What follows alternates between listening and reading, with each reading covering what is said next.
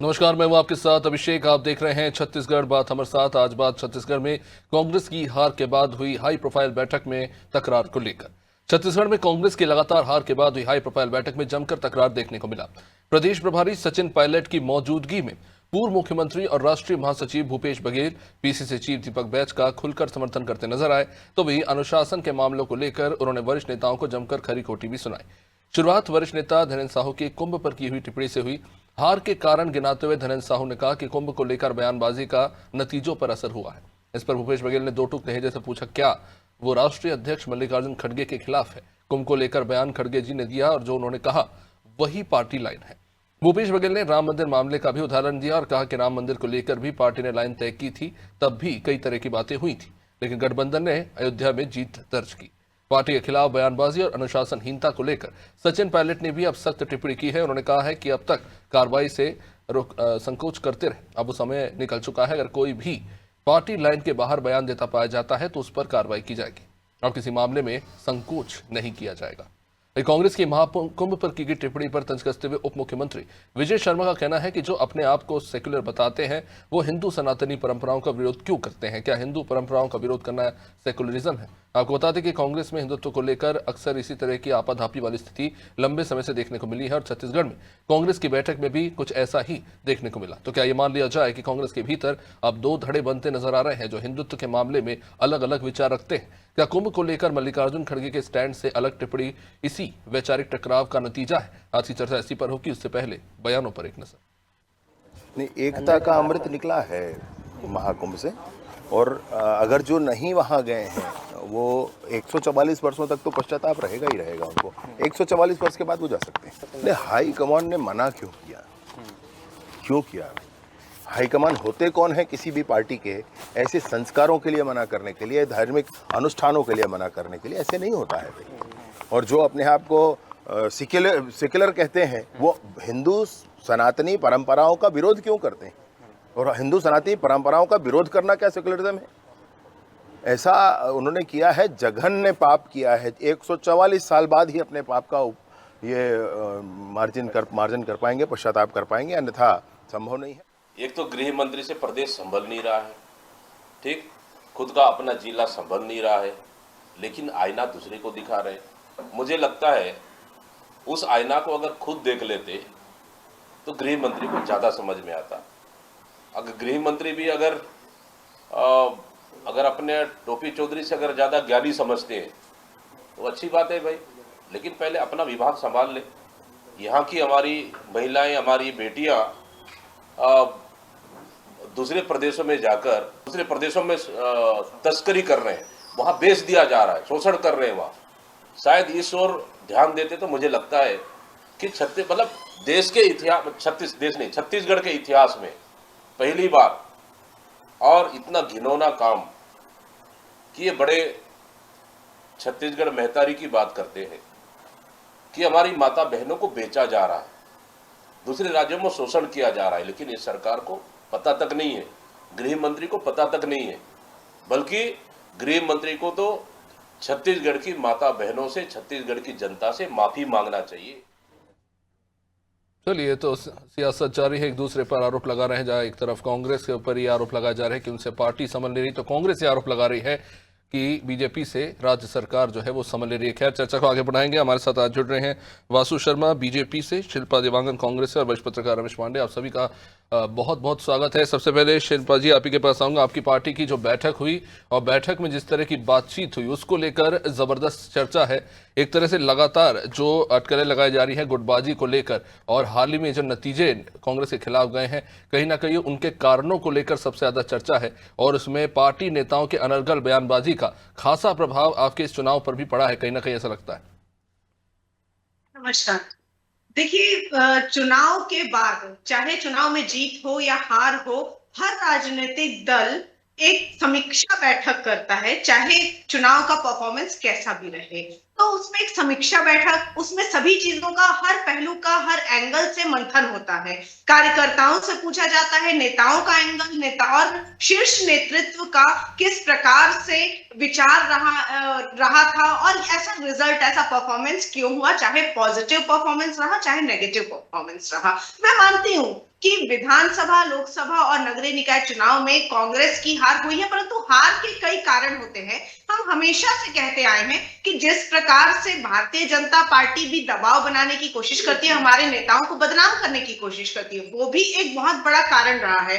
हो सकता है कांग्रेस पार्टी के आंतरिक अनुशासन की कमी रही होगी, वो तो मंथन में जब पूरी तरह से बातें सामने आएगी तभी पता चलती है। परंतु ये आरोप की गुटबाजी पूरी तरह से, ये तो मैं नहीं समझती, क्योंकि भारतीय जनता पार्टी में भी जिस प्रकार से गुटबाजी देखने को मिलती है, तभी तो मंत्री अभी तक डिसाइड नहीं कर पा रहे, मंत्री पद किसी को नहीं दे पा रहे, नगर मंडलों में अध्यक्षों का चुनाव नहीं कर पा रहे हैं।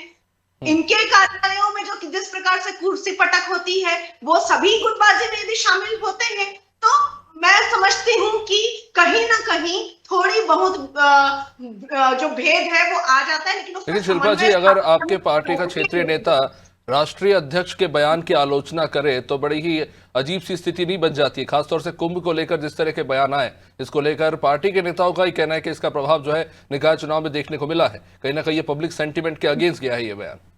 देखिए, लोकतांत्रिक विचारधारा पर कांग्रेस पार्टी चलती है, आप अच्छी तरीके से जानते हैं।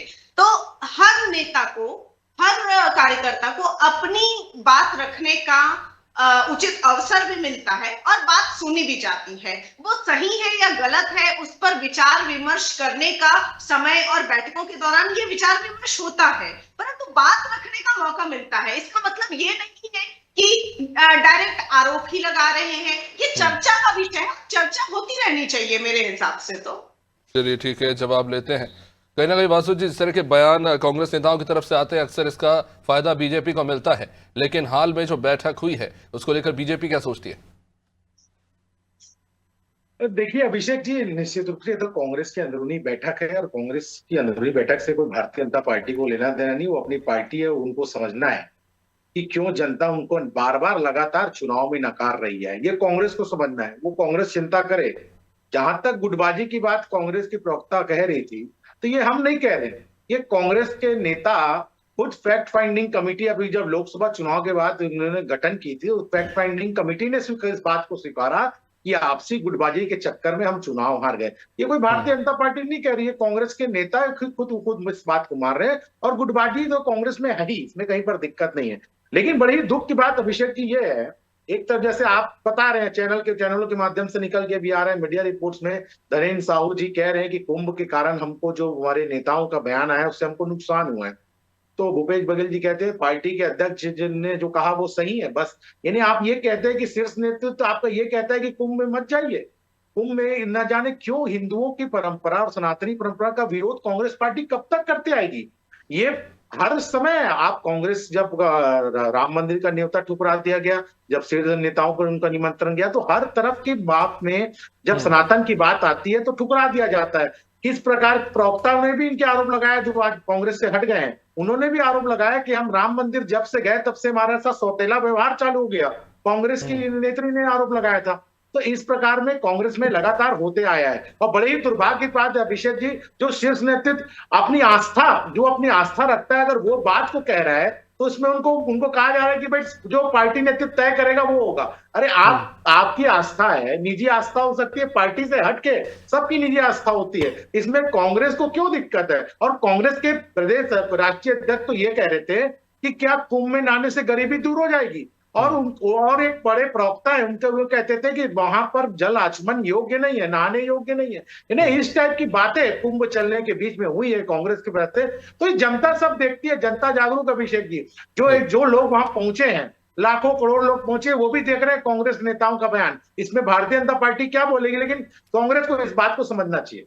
रमेश जी क्या कहेंगे? क्योंकि अक्सर हिंदुत्व के मसलों पर और इस तरह के मुद्दों पर कहीं ना कहीं ये कंफ्यूजन वाली स्थिति कांग्रेस में देखने को मिलती है, जहां एक कोई नेता समर्थन करता है तो कोई दूसरा विरोध में खड़ा हो जाता है, और ऐसे में पार्टी के लिए बड़ी असमंजस वाली स्थिति बन जाती है।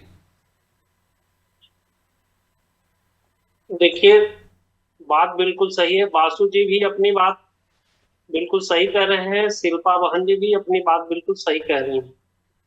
ये पार्टी का अंदरूनी मसला है, वो क्या करते हैं, किस तरह से फैसले लेते हैं, ये उनका व्यक्तिगत है। उस पे मेरे ख्याल से सार्वजनिक रूप से दूसरे दलों को टिप्पणी करने का कोई अधिकार नहीं है। दूसरा जो विषय शिल्पा जी ने कहा कि ये वाकई में ये स्वस्थ लोकतंत्र का परिचायक है कि पार्टी का कोई भी कार्यकर्ता अगर उसके मन में कोई बात है तो रखना चाहिए, निश्चित रूप से रखना चाहिए, उस पर विचार होना चाहिए। ये कहना ठीक नहीं है कि वो अनुशासनहीनता कर रहा है, वो तो अपना पक्ष रख रहा है, अपनी बात रख रहा है। लोकतंत्र में ये बात रखने का उसका हक है, अधिकार है, उस पर विचार होना चाहिए। तीसरा जो पहलू ये है कि किसी भी धार्मिक विषय पर, धार्मिक आस्था के विषय पर किसी भी व्यक्ति को, चाहे वो राजनीतिक दल का हो, जर्नलिज्म में हो या जन सामान्य हो, उसको किसी दूसरे व्यक्ति की धार्मिक आस्था पर टिप्पणी करने का कोई अधिकार नहीं। कुंभ में नहाने जाना, गंगा में स्नान करना, उसका जल कैसा है, इस पे टिप्पणी करने का किसी दूसरे को अधिकार नहीं है। अगर आप कुंभ पर टिप्पणी करने का अधिकार रखते हैं, कुंभ पर टिप्पणी करते हैं, तो दूसरे धर्मों पर भी टिप्पणी करके एक बार देखिए ना, आपको समझ में आ जाएगा। तो ये तो बहुत गलत बात है कि एक भारत जैसे देश में जिसमें बहुसंख्यक आबादी धार्मिक आस्था से जुड़ी हुई है, हिंदू धार्मिक आस्था से जुड़ी हुई है, उस पर टिप्पणी करना, उसके व्यवस्थाओं पर सवाल खड़ा करना, ये बहुत रमेश जी, क्या है। जानबूझ के इस तरह के मुद्दे उठाए जाते हैं? क्योंकि जब कुंभ चल रहा था तब मुख्यमंत्री विष्णुदेव साय के साथ तमाम विधायक और मंत्री गए थे और कुछ कांग्रेस के विधायक भी जो गए थे कुंभ में स्नान करने के लिए, तब भी यही बात उठी थी कि जो लोग जो है कुंभ स्नान करने नहीं आते हैं वो गैर सनातनी, और इस तरह की बयानबाजी हुई थी। तब भूपेश बघेल जी ने भी बीजेपी नेताओं के नाम गिना दिए थे। तो क्या जानबूझ के इस तरह के मुद्दे उठाए जाते हैं ताकि उसका लाभ लिया जा सके? बिल्कुल, ये तो राजनीतिक दल के लोग राजनीतिक फायदे उठाने की बात करते जरूर हैं, लेकिन आप देखिए इस ऐसे मुद्दों का राजनीतिक दल के ऐसे लोग जो बहुत जिम्मेदार और गरिमामय पदों को शोभित कर रहे हैं, अगर वो इस तरह की बातें करते हैं तो वो निश्चित रूप से निंदनीय है। बासु जी ने बिल्कुल सही कहा कि जनता बहुत जागरूक हो गई है, वो एक बात की विवेचना करती है, समझती है और उसका फैसला उसको क्या लेना है खुद लेती है। किसी के कहने पर, किसी के दबाव में आकर के अब वो जमाना निकल गया कि कोई कह देगा तो कोई बह जाएगा, ऐसा कोई विषय नहीं है। जी शिल्पा जी, धार्मिक मुद्दों को लेकर कोई क्लियर कट स्टैंड कांग्रेस का नहीं है, शायद कहीं ना कहीं बीजेपी अक्सर इसका फायदा उठाती है। भूपेश बघेल जी ने जो बात कही कि पार्टी के जो बड़े नेता है उनकी बयानबाजी का खामियाजा पूरी पार्टी को भुगतना पड़ता है, इस पर क्या कहेंगे आप? क्योंकि वरिष्ठ नेताओं की तो जिम्मेदारी है कि वो पार्टी को संभाले, पार्टी के युवा कार्यकर्ताओं का मार्गदर्शन करे, उल्टा उन्हीं के बयान जो है पार्टी पर भारी पड़ जाते हैं। देखिए मुख्य रूप से मैं यही कहना चाहती हूँ कि कांग्रेस एक ऐसा राजनीतिक दल है जो धर्म के नाम पर राजनीति नहीं करता है। मैं स्पष्ट रूप से आपके लोकप्रिय चैनल के माध्यम से कहना चाहती हूँ, और धर्म पर राजनीति नहीं, धर्म सबका व्यक्तिगत आस्था का विषय है, चाहे मेरा हो, चाहे मेरे भाई का हो, चाहे आप सभी का हो। और मेरे भाई जब कह रहे थे कि अयोध्या जाते हैं तो पक्षपात, मैं खुद अयोध्या गई हूँ, मेरे साथ कभी भी इस प्रकार का पक्षपात पूर्ण व्यवहार कभी नहीं हुआ। तो व्यक्तिगत आस्था का विषय है, मेरी आस्था का विषय है कि मैं अयोध्या जा रही हूँ, कि मैं कुंभ जा रही हूँ, ये मेरी आस्था का विषय है। प्रकार से किसी राजनीतिक दल से ये मायने नहीं रखता है। हाँ, ये जरूर है, आज तक देखा गया है कि भारतीय जनता पार्टी राजनीति करती है धर्म के नाम पर, धर्म के नाम पर वो चीजों को मोल्ड करने की कोशिश करती है, और कांग्रेस कभी धर्म के नाम पर चीजों को मोल्ड करने की कोशिश नहीं करती। शिल्पा जी, धर्मांतरण जैसे बड़े मुद्दे जो है छत्तीसगढ़ के, उसको लेकर कोई स्पष्ट बयान नहीं आता। वो एग्रेसिवनेस जो बीजेपी में दिखती है धर्मांतरण के खिलाफ, वो कांग्रेस में कहीं दिखाई नहीं देती। धर्मांतरण के खिलाफ तो हम हमेशा आवाज उठाते रहते हैं। धर्मांतरण, जो जबरदस्त धर्मांतरण कराया जाता है बस्तर जैसे क्षेत्रों में, उसके खिलाफ उठाते हैं कि दबावपूर्वक धोखेधड़ी से धर्मांतरण नहीं करना चाहिए, नहीं कराना चाहिए। इस पर एक कानून भी बनाना चाहिए। भाई सत्ता इनकी है, ये कानून क्यों नहीं बनाते हैं? ये सवाल जनता की आवाज के माध्यम से भी और हम अपने माध्यम से भी पूछते ही रहते हैं, विभिन्न प्लेटफॉर्म में पूछ रहे हैं, परंतु जवाब इनकी तरफ से नहीं आता है। क्यों? सत्ता इनकी है तो जवाब इनको देना चाहिए, परंतु ये सिर्फ आरोप प्रत्यारोप, उंगली दिखाने, कांग्रेस के ऊपर उंगली दिखाने का कार्य करते हैं। अपनी जिम्मेदारियां बिल्कुल, अपने जो दायित्व है वो बिल्कुल समझने की उत्तरदायी नहीं होते, जनता को ठीक है, जल्दी से जवाब दीजिए वासु जी, समय थोड़ा सीमित है। धार्मिक मामलों को लेकर कांग्रेस का स्टैंड क्लियर है कि वो सेक्युलर है, वो इन मामलों पे दखलंदाजी नहीं करती, जबकि वो आरोप लगा रहे कि बीजेपी जानबूझ के इस तरह के मुद्दों को उठाती है। अभिषेक जी बताइए, बीजेपी का इससे अभी के बयान से बीजेपी का कोई लेन देन नहीं, ये तो कांग्रेस के आपसी नेताओं के बयान है। बीजेपी तो अपनी बात रख रही है। जहां तक कांग्रेस की प्रवक्ता कह रही है कि धर्म के आधार पर राजनीति नहीं करते, तो किसी को भी आपके चाहे राष्ट्रीय अध्यक्ष हो चाहे कोई भी हो, उनके हमारे सनातन धर्म के खिलाफ टिप्पणी करने का किसको अधिकार है? आपके गठबंधन के साथी कहते हैं सनातन डेंगू है, बीमारी है, क्या क्या नहीं कहते, उनके खिलाफ कांग्रेस के प्रवक्ता क्यों नहीं कहते? और आपने बिल्कुल ठीक कहा, कांग्रेस के प्रवक्ता ने मैं राम मंदिर गई तो मुझे आज तक कुछ नहीं किया। हो सकता है, पता नहीं शिल्पा जी आज आप पहली बार बता रही होंगी, तो हो सकता है आपके साथ भी, क्योंकि आपके मैंने नहीं कहा ये बात, आपके प्रवक्ता जो कांग्रेस की राष्ट्रीय प्रवक्ता थी वो इस बात को कह रही थी। तो आपके यहाँ जो सिस्टम है ना, वो सनातन विरोधी सिस्टम है, वो ऊपर से लगातार चला आ रहा है, इससे आप बच नहीं सकते। ये सारे देश की जनता जानती है, ये भारतीय जनता पार्टी को बताने की जरूरत नहीं है। और आपने जो आपने आज तक आपके राहुल गांधी जी, सोनिया गांधी जी राम मंदिर में दर्शन करने क्यों नहीं गए? मैं तो आपसे सवाल पूछता हूँ, सारे लोग जब वहां पहुंच गए तो आपके नेता दर्शन करने आज तक क्यों नहीं पहुंचे? आप जब स्वयं बता रही कि आप पहुंच गई, तो राहुल गांधी जी जगह जगह घूमते हैं, तो वो क्यों नहीं पहुंच पाए? ठीक है, बहुत सारे सवाल हैं, इनके जवाब उम्मीद करते हैं आने वाले समय मिलेंगे। बहुत बहुत शुक्रिया आप सभी मेहमानों का इस चर्चा में जुड़ने के लिए। तो कहीं ना कहीं पार्टी की जो बैठक हुई है उसमें कई सवाल उभरे हैं, जहां पे पार्टी के सदस्यों ने अपनी अपनी प्रतिक्रिया दी है। तो इन प्रतिक्रियाओं के बीच कई सारे सवाल भी खड़े हो गए कि आखिर लगातार एक के बाद एक चुनाव में जो कांग्रेस की हार हुई है उसके पीछे क्या कारण जिम्मेदार है? क्या जो वरिष्ठ नेताओं की अनर्गल बयानबाजी है वो जिम्मेदार है, कार्यकर्ताओं की निष्क्रियता, या फिर जिस तरह से रणनीति बनाई जानी चाहिए थी, चाहे वो धार्मिक मामले पे हो या तमाम मामलों को लेकर, उन मसलों को लेकर उतनी संजीदगी शायद नहीं दिखाई दी और कहीं ना कहीं इसका नतीजा चुनाव में हार के तौर पर कांग्रेस को भुगतना पड़ा है। खैर, इन बैठकों के बाद क्या सुधार देखने को मिलता है कांग्रेस में, तो आने वाला वक्त ही बताएगा। लेकिन आप देखते रहिए अनाज टीवी। नमस्कार।